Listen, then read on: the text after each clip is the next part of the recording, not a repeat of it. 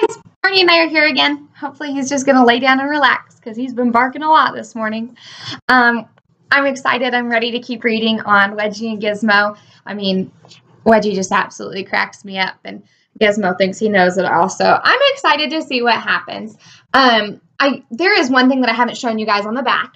Okay, so Gizmo back here, he has his evil plan outlined. And I was kind of wondering as we've been reading, what is his whole goal other than to have all of mankind feel his wrath for being put in tutus, which, I mean, I kind of don't blame him. So his evil goal he has listed out here on the back, and I can't read it, it's showing backwards on my screen. So it says, my evil plan by Gizmo, the evil genius. 1, set all guinea pigs free. 2, rule humans forever. 3, get rid of annoying dog who sniffs my rump. Poor Wedgie. So that's kind of what Gizmo is up to. That's his evil plan. Now let's see how this evil plan works out for him. We are on to chapter 5 from Gizmo again.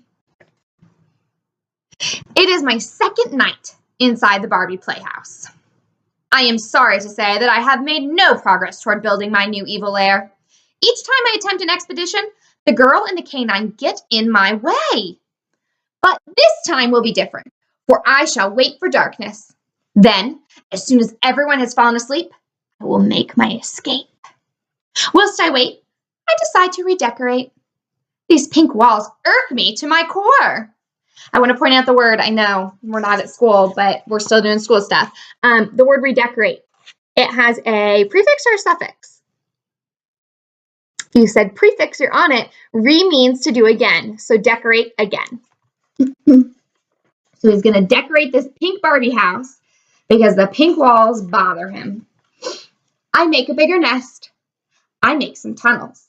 And I add more carpeting. Interior design is one of my many talents. Mom, lights out. Jasmine, please, please, please let me read a little bit more. Mom, you know the rules. It's time for sleep, sweetie. What's Gizmo doing over there? Dad, he likes to build things with toilet paper rolls. Jasmine, he's so silly. Night, Mom. Night, Dad. Dad, she called me Dad. So it seems like Jasmine's adjusting pretty well to these two families coming together. I'm interested to see if Elliot gets there or if this is still really hard for him. As soon as the adult humans leave the room, I step onto the balcony, watching and waiting for the girl to fall asleep. She is tucked deep into her nest. Soon her breathing slows. I hear the sounds of doors closing, and the entire house falls into silence. My time has come.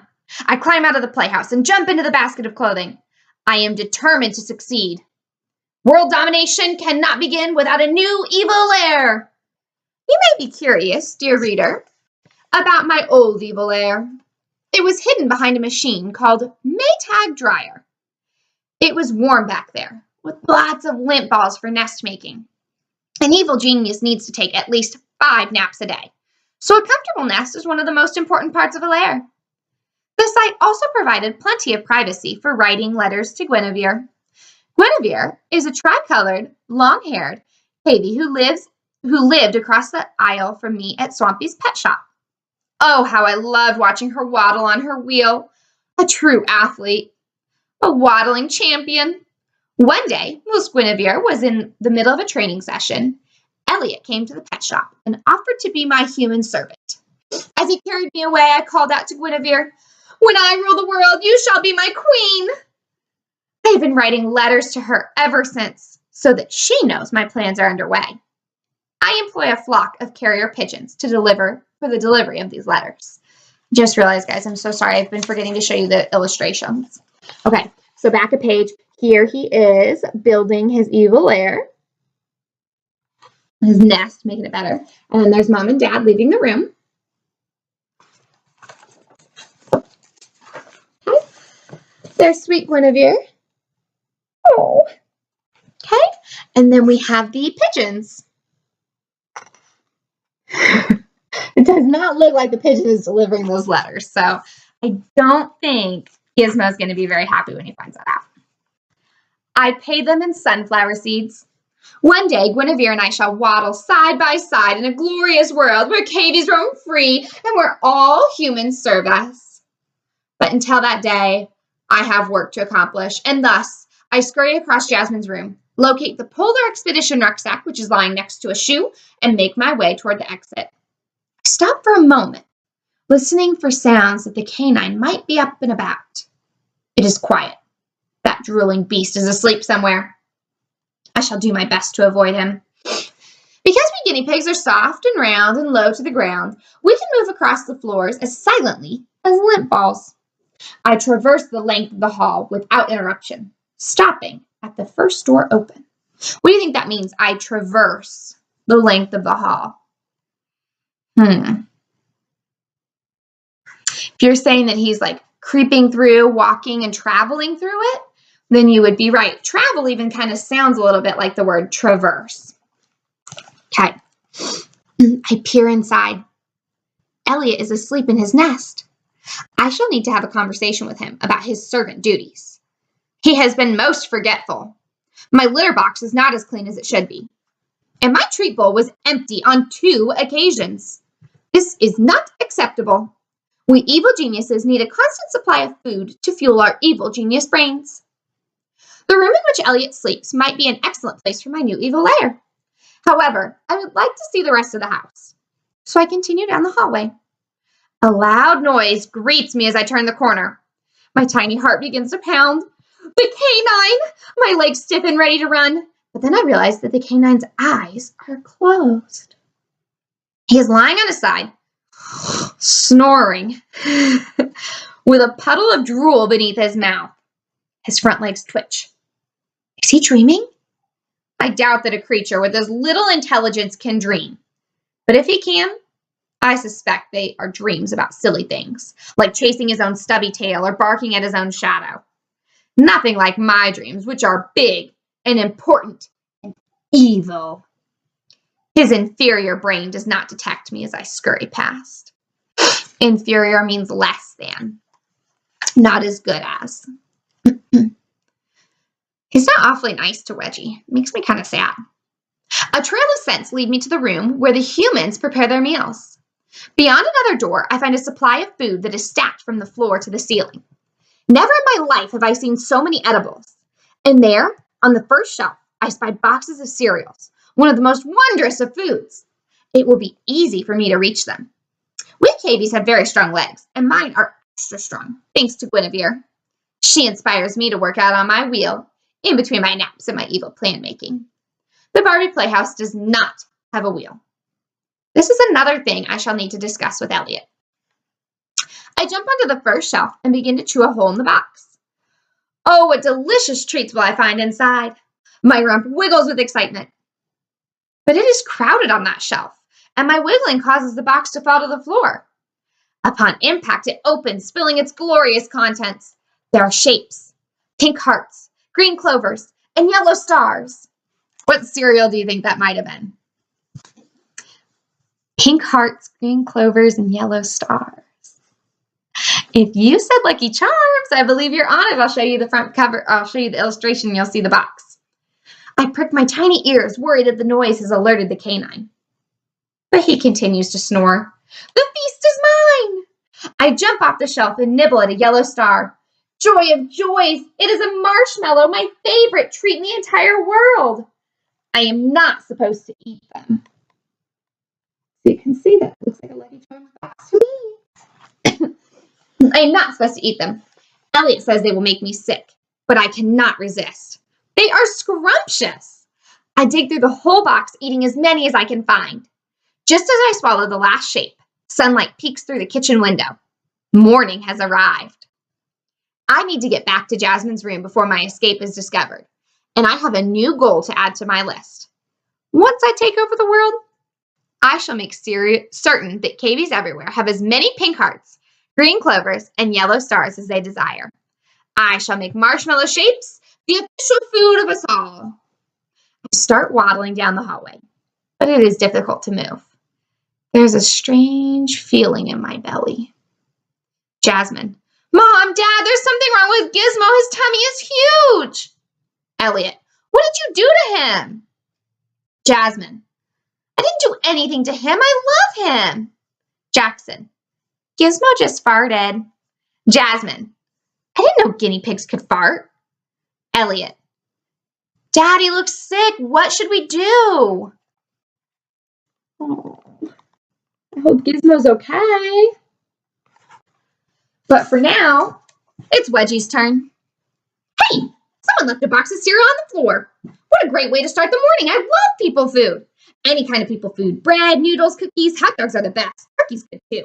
Ice cream makes me shiver, but I love it. This cereal is super crunchy. I'm going to eat it as fast as I can. I don't even have to chew. The little pieces stick right to my tongue. Wow, this tastes good. Hey, how come it smells like the furry potato in here? Mom, Wedgie, bad dog, get out of the pantry. Uh-oh, I'm a bad dog. I take one more bite before the pantry door closes. Why am I a bad dog? The cereal was on the floor. I like to eat things that are on the floor. I wag my stubby tail again. Pet me, pet me, pet me, pet me, and tell me I'm a good dog. But Mom doesn't pet me. She grabs my leash. She wants me to take her on a walk. Sure thing. I love to take Mom on a walk. We go outside. I piddle on the hedge. I bark at Brutus. Stay away from my bone, Brutus. Then I try to piddle on Squirrel Tree, but Mom pulls me to the car. The whole family's in the car. The furry potato's in the car. I love going for car rides. Dad lifts me inside and I sit on Jasmine's lap. Where are we going? Are we going to the park? I press my nose to the window.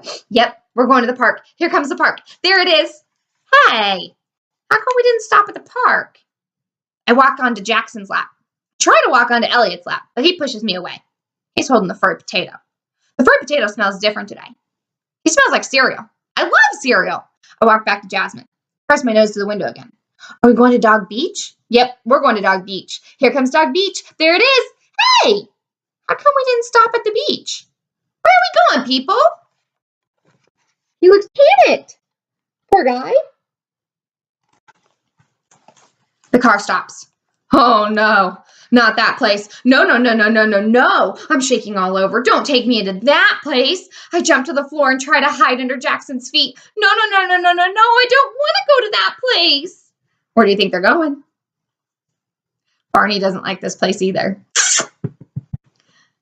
They're going to the vet. Mom, Wedgie, stop whining. You're not seeing the vet. Gizmo is seeing the vet. Jasmine, yeah, because he got really fat. Jackson, and he's farting. Elliot, Jasmine fed him something bad. Jasmine, no, I didn't. I promise. Dad, come on, kids. Let's go inside and see what the doctor says. Now, Mom's holding my leash. I crawl under the car. I use all my super strength so she can't pull me. But my new dad reaches under and picks me up. He carries me inside. This place is a terrible place. It smells like fear and sadness. A dog's whimpering in the corner. A cat's howling from the box. I must warn them. Run! I tell them, run as fast as you can from this place, and whatever you do, don't go into one of those rooms. They poke you in the rump and they stick you with needles. They put drops in your ears and bad-tasting pills in your mouth. Come, follow me. We'll escape together. Run in a circle 5 times. But my force field doesn't activate. The door doesn't open. My superpowers don't work here. This place is bad. Very, very bad. Vet. Okay, we can see Gizmo now. Come on in. Elliot. He's my pet. I'll take him. Jasmine. But I want to come too. Elliot. Haven't you done enough already? Jasmine. Mom, why is Elliot so mad at me? Mom. Elliot's just worried, sweetie. He's having a hard time right now. It's poor Wedgie and all the other dogs and cats that are panicking.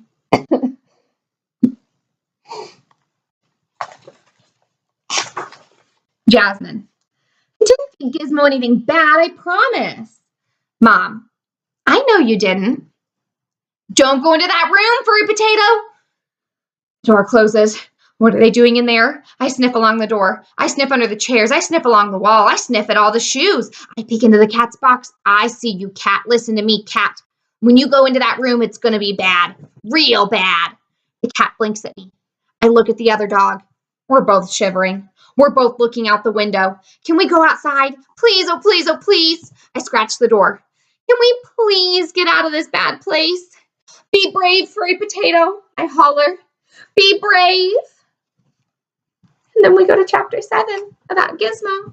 I hope that Gizmo ends up being okay.